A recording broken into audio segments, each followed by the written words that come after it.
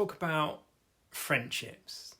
Now, this is quite a difficult video for me to do, and I'll tell you why. Most of my videos, if not all of them, are based on personal experiences and how I've navigated a situation and come out the other end for the better. So I might be talking about parenting my daughter and how we've come across a particular situation where, we've discussed our feelings and I've engaged with her and I've said, look, I understand that this is how you're feeling, and she's felt a lot better because I've had an understanding. And then I've replicated that into a video, and that's a lot of my videos are based on experiences that I've had and things that I've fixed is possibly not the right word, but certainly helped. And I'll put them up as a video and other parents can go, yeah, I tried that and it really worked. Friendships, however,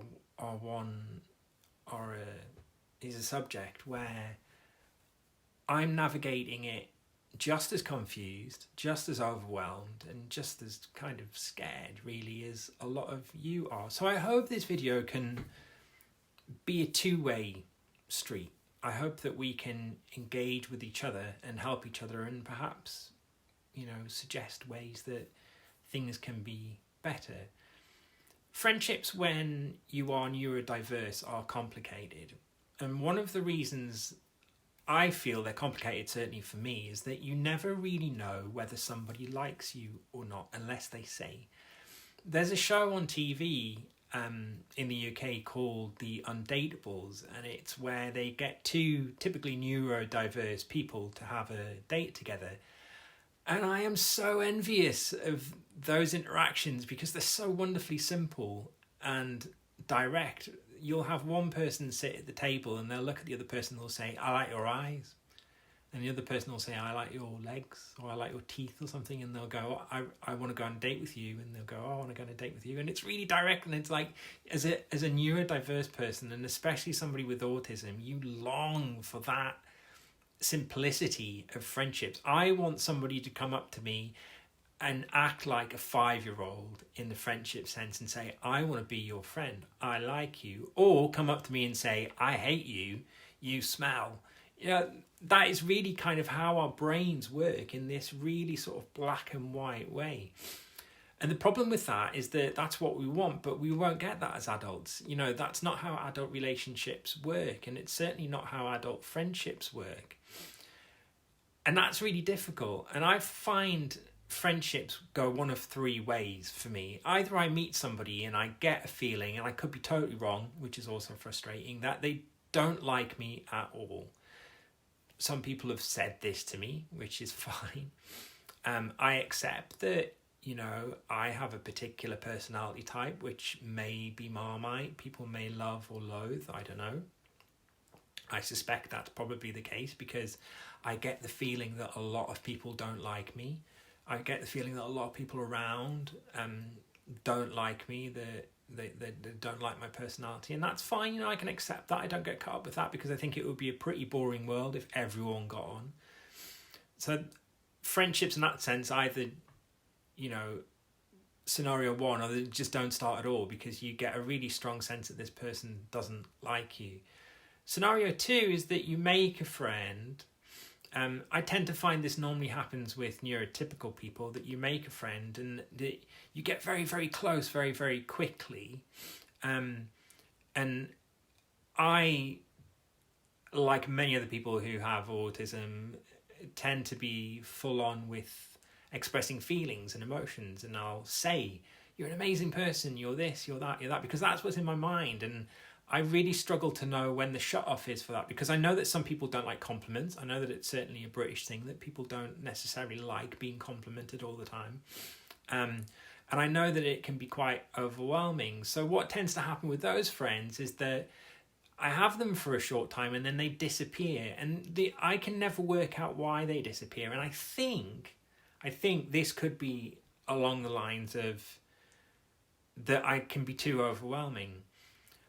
On the flip side of that, my paranoid autistic brain, I shouldn't do that, my paranoid autistic brain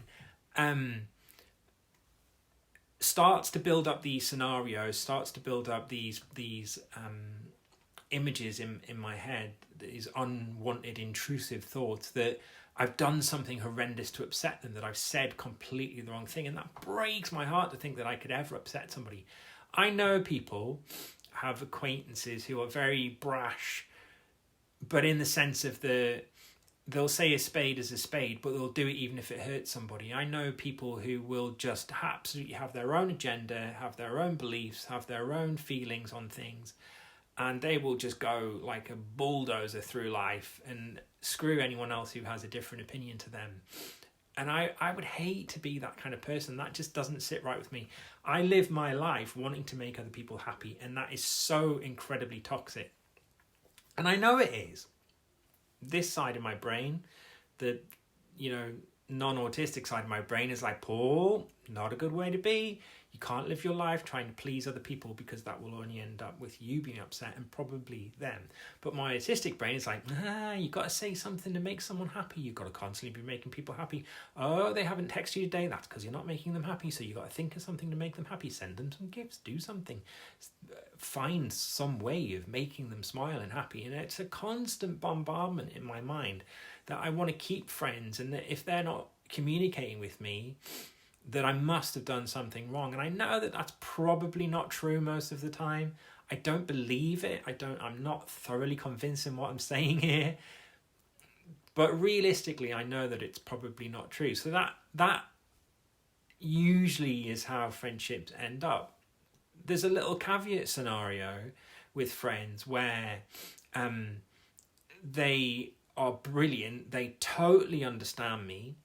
They understand how I am as a person. They stick around even when I'm annoying as anything, and they're friends for life. And they're really, really, really hard to find. And typically for somebody who has autism, to find a friend like that, to find a real lifetime friend, they've got to be autistic themselves, or at least neurodivergent themselves, because that other person understands why you do what you do. And that other person understands that if they're in a bad mood, they need to say to you, I love you, I respect you as a friend, I don't not want to talk to you today because of you, I just don't want to talk to anyone today. And I've got one or two friends who are like that, who will say, I'm not in the mood for talking, it's not you, Paul, it's just something going on. And I'm like, thank goodness you said that. But that's not normal behaviour, especially neurotypical to neurotypical. People just kind of can pick up the cues, can pick up the little subtle clues that people give them, that they're just in a bad mood or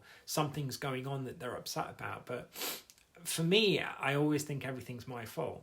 I always think that whenever anybody stops talking to me, that it's immediately because I've done something terrible, or people are telling lies about me. I play out scenarios in my head.